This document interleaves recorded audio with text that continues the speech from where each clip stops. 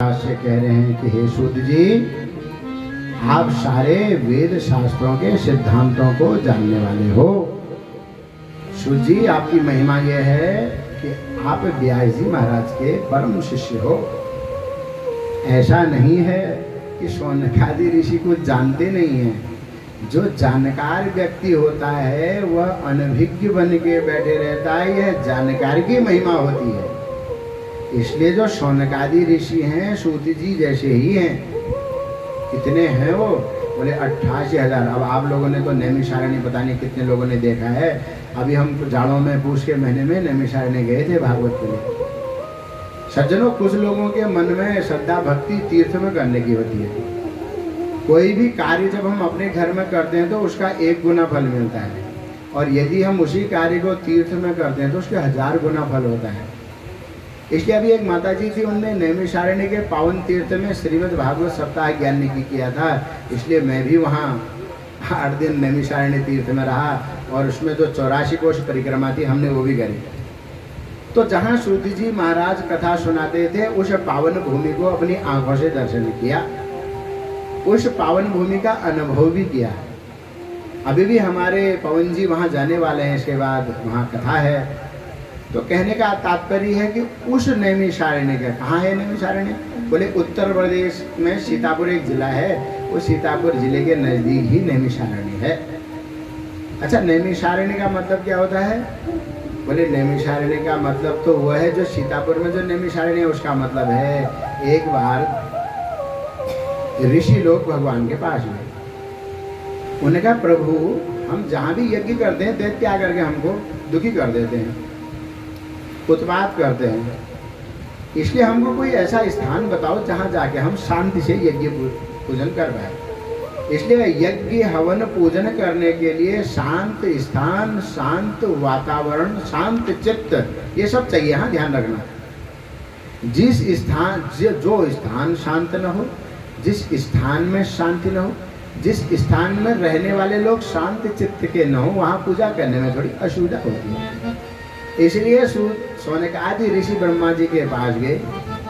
ब्रह्मा जी ने कहा, मैं ऐसा करता हूँ, विष्णु भगवान से निवेदन करता हूँ। तो विष्णु भगवान ने अपना नेमि छोड़ दिया, और नेमि माने होता है चक्र। वो चक्र घूमते घूमते घूमते यहाँ नैमिषारण्य में आ गया। भगवान ने कहा था चक्र जिधर को जाएगा इसके पीछे पीछे आप लोग भी जाना। वो चक्र नैमिषारण्य में आकर के रुक गया। इसलिए नैमिषारण्य का एक नाम पड़ गया चक्र तीर्थ। क्या पड़ा? चक्र तीर्थ कहते हैं। वहाँ नैमिषारण्य में जाना, जैसा चक्र होता है वहाँ एक ऐसा कुंड बना हुआ है, उस कुंड में नहाने की बड़ी महिमा है। अब हमारे यजमान जी कहते हैं मैं 4 धाम यात्रा करता हूँ, तो जब 4 धाम यात्रा करोगे तो नैमिषारण्य भी आ जाएगा रास्ते में, क्योंकि ले जाते हैं 4 धाम यात्रा वाले लोग। तो वहाँ जाकर के यह चक्र रुक गया, और वहाँ पर ये ऋषियों ने क्या किया? बोले ये जो ऋषि हैं स्वर्ग की कामना से वहाँ पर यज्ञ कर रहे हैं, और कलयुग आ गया है। तो कलयुग के द्वारा जो अशांति हो रही है दुनिया में, उस अशांति को कम करने के लिए वहाँ पर नैमिषारण्य में 88,000 शौनकादि ऋषि यज्ञ कर रहे हैं। अब सुनना, ध्यान से सुनना। अब सुबह से जब यज्ञ करते हैं तो यज्ञ करने में धुआं होता है ना? अब आप लोग तो पता नहीं धुआं कितना लगा है आप लोगों को। धुआं वैसे यज्ञ का धुआं तो लगभग सबको पता होता है। अब हम लोग तो 5-10 किलो तिल का हवन करते हैं, वैसे भी 1 घंटे में पूरा हो जाता है। पर ये ऋषि तो हजारों वर्ष से वहाँ पर हवन कर रहे हैं, और इनका हवन आपके हमारे जैसा नहीं होता था। ये तो सुबह 4 बजे उठे, हवन शुरू हो गया।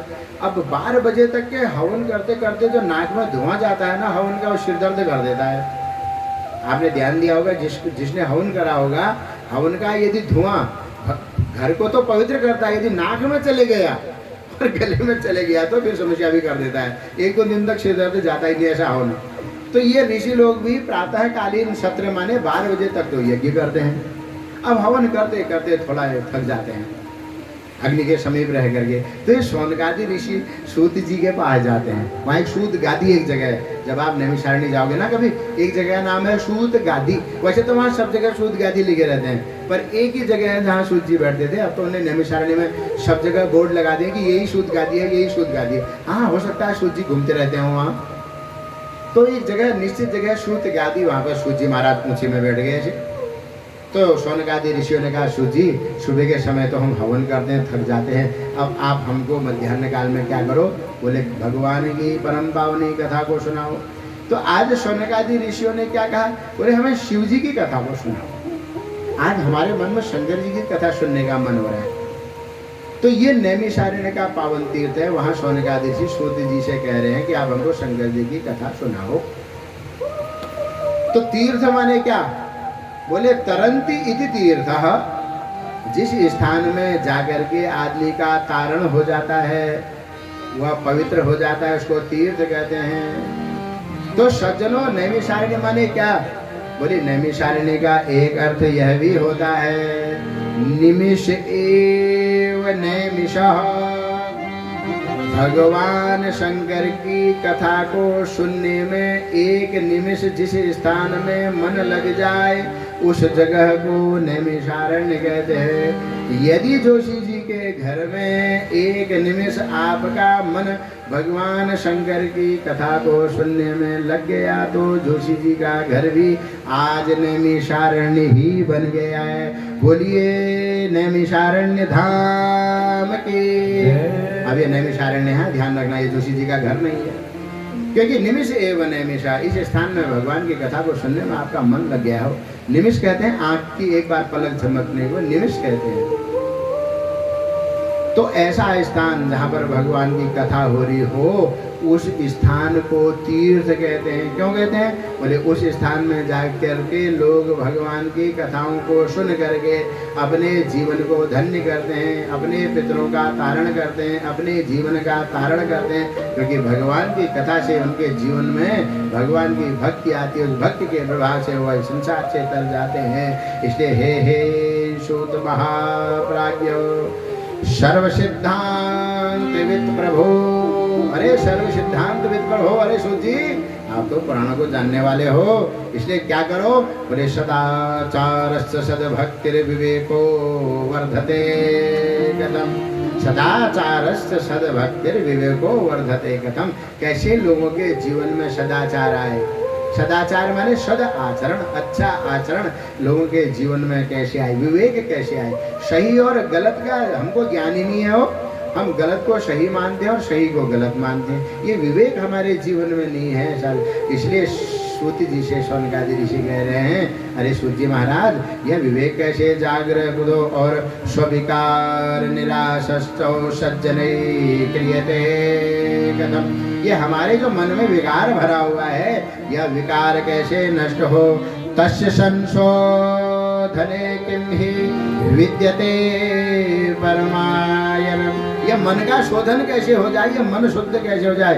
यद्यस्ति वस्तु परमं श्रेयसाम श्रेयमुत्तमम, अरे उस श्रेय वस्तु के बारे में बता दो सूत जी महाराज। अब ध्यान से सुनना, किसके बारे में बता दो, कहा मैंने श्रेय के बारे में। अच्छा ये श्रेय क्या होता होगा, एक होता है श्रेय, एक होता है प्रेय। माताओं ध्यान से सुनना, एक होता है श्रेय, एक होता है प्रेय। श्रेय माने जो हमारा कल्याण करे, प्रेय माने जो हमें अच्छा लगे। श्रेय माने नीम का काढ़ा और प्रेय माने गुलाब जामुन। क्यों गुलाब जामुन प्रेय में आ गया, बोले प्रेय गुलाब जामुन में इसलिए आ गया, यदि गुलाब जामुन खाते हैं तो आदमी सिर हिलाता है, अरे ये तो बहुत ही अच्छा हो रहा है, एक और दे दो। अब लड्डू भैया मांगेंगे आज शाम को, बड़ी समस्या होगी, मैंने कथा में कह दिया राम, अब शाम को गुलाब जामुन खिलाओ कहेंगे, ये भी समस्या है। यहाँ कथा से किसी चीज़ का नाम भी नहीं लेना है, ये इनको एक चीज़ दे दी तो ये बार बार मांगते हैं, फिर बोले और चाहिए मुझे और लाओ। इतने से क्या होगा, ऊँट के मुँह में जीरा। अब सुनना ध्यान से सुनना, बड़ा अच्छा है, श्रेय और प्रेय समझाऊंगा। ये उपनिषदों में वर्णन है इसका, श्रेयश्च प्रेयश्च मनुष्य मेधा तौ संपरिज्ञ विवनति धीरः श्रेयो हि धीरः प्रेयसो वृणीते प्रेयो मंदो योग क्षेमाद्रणीते। अरे मैं वेदों की बातों को सरलता से समझा रहा हूँ, ये कोई ऐसी छोटी छोटी बात नहीं बोल रहा हूँ। श्रेय माने क्या? जो हमारा कल्याण करने वाला है। तो कल्याण भगवान की कथाओं को सुनने में है। पर इस संसार में ऐसे भी लोग होंगे, वह जो जी के घर में कथा हो रही हो बगल में ही होंगे, पर वो अपने घर के अंदर छुपे होंगे। वो घर में टीवी देखने में लगे होंगे, क्योंकि उनको पता ही नहीं है श्रेय और प्रेय क्या होता है। श्रेय माने यह है, यदि तुम्हारे नज़दीक भगवान की कथा हो रही है तो दौड़े दौड़े वहाँ चले जाओ, भगवान की कथा को सुन लो। फ्री में मिल रही है, और फ्री में औषधि मिल रही है, अमृत मिल रहा है। हम लेने वाले नहीं है, क्योंकि हमको श्रेय का ज्ञान ही नहीं है। और प्रेय माने क्या है? श्रेय माने वो जो मेरे कल्याणकारी है, प्रेय माने वो जो मुझे प्रिय है। अरे मुझे प्रिय तो गुलाब जामुन है। यदि मैं शुगर का रोगी हूँ तो मुझे प्रिय तो गुलाब जामुन है, प्रिय तो मुझे गुलाब जामुन लगता है। मैं कहता हूँ एक तो खाने दो, फिर कहता हूँ एक और दे दो, फिर और कहता हूँ एक और दे दो, फिर कहता हूँ एक और दे दो। देने वाला 5 दे देता है, और 5 के बाद जब शुगर बढ़ जाती है तो फिर कहता हूँ अब नीम का काढ़ा ले आओ, करेला ले आओ, क्योंकि शुगर ज़्यादा बढ़ गई है। एक हमारे पांडे जी हैं, अभी लाइव नहीं हो रहा, नहीं तो यहीं आ जाते। एक हमारे पांडे जी हमारा, हम उनके साथ भागवत में गए। अब सुबह सुबह जैसे हम फलाहार में बैठे तो उनने बड़े बड़े करेले मंगाए अपने लिए। जजमान जी को लिखे करेला फलाहार में। अब मैं तो बड़ा चौंकता रह गया, महाराज फलाहार में करेला? मैंने ज़िंदगी में पहली बार सुना कि सुबह के फलाहार में करेला आएगा। तो मैंने तो अपने लिए केले लिख दिए और पांडे जी ने अपने लिए करेला लिख दिया। अब मैं बैठा था बगल में, पांडे जी ने करेला खाना शुरू किया। तो मैंने कहा महाराज पांडे जी ये कौन सा फलाहार हो रहा है? उन्होंने कहा भाई मेरे को शुगर है, इसलिए मैं अभी थोड़ी देर में उसकी खीर बनने वाली है बढ़िया बढ़िया मखाने की, इसलिए पहले 4 करेला खा लेता हूँ, उसके बाद एक बड़े डोंगे में उनने खीर मंगाई और मुंह लगा कर करके कुंभकर्ण समशोभ अब बढ़िया पी गए। पहले तो करेला खा करके शुगर डाउन करी। ये क्या हुआ? श्रेय। पहले तो समझा कि शुगर नहीं होनी चाहिए, और थोड़ी देर में प्रेय आ गया। अरे इस संसार में रह करके तूने यदि मीठी खीर एक टिफिन नहीं खाई तो तेरा जीवन निरर्थक है पांडे। इसलिए हमने तो दोने में खीर खाई, उनने तो इतने बड़े टिफिन में जो खीर पीना शुरू किया साहब। अब मैंने इस बात को कथा में कहा तो उनने धोती उठाई और दौड़ लगा दी। बोले यार इस आदमी के सामने तो खाना भी बेकार है, अब मैं कल से कुछ खाऊंगा ही नहीं। ये हमारे दीपक जी जानते हैं, इनको बड़ा प्रेम करते हैं। तो कहने का मतलब है, मुझे ये श्लोक याद आ गया कि श्रेय क्या होता है, प्रेय क्या होता है।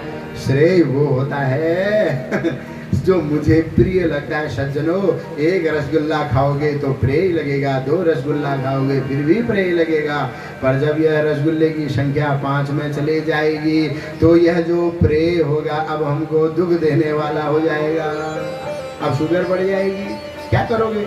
बोले फिर नीम का काढ़ा पीना पड़ेगा। तो हमें यह पता नहीं है कि मेरे जीवन में कल्याणकारी मार्ग कौन सा है। कल्याण का मार्ग तो भगवान की कथा सुनना है, पर मैं भगवान की कथा को सुनना छोड़ करके दुनिया की अनर्गल वार्ताओं में अपने जीवन को निरर्थक नष्ट कर रहा हूँ। वो तो मैंने जीवन में करना ही करना है। अरे कम से कम अभी कथा हो रही, भगवान की तो कथा सुन ले। इसलिए सूत जी से शौनकादि ऋषि कह रहे हैं, यदास्ति वस्तु परमं श्रेयसां श्रेयमुत्तमम्। अरे यदि यह वस्तु श्रेय है, पर सूत जी महाराज हमारी समझ में नहीं आ रहा है, इसलिए इस श्रेय वस्तु के बारे में हमको बता दो। तो सूत जी कह रहे हैं हम बताएंगे। अब सूत जी बताएंगे, मैं भी आपको कल बताऊंगा। क्यों कल बताऊंगा? क्योंकि 6:05 हो गए, मैंने आपका 5 मिनट ज़्यादा ले गया। कालः क्रीडति गच्छति आयुः। यदि मैं समय से कथा छोड़ूंगा तभी तो माताएं कल आएंगी, यदि मैं देर करूंगा तो बोले ब्याह जी अच्छे नहीं है। कथा करते ही रहते हैं, करते ही रहते हैं, बस खूब सुनाते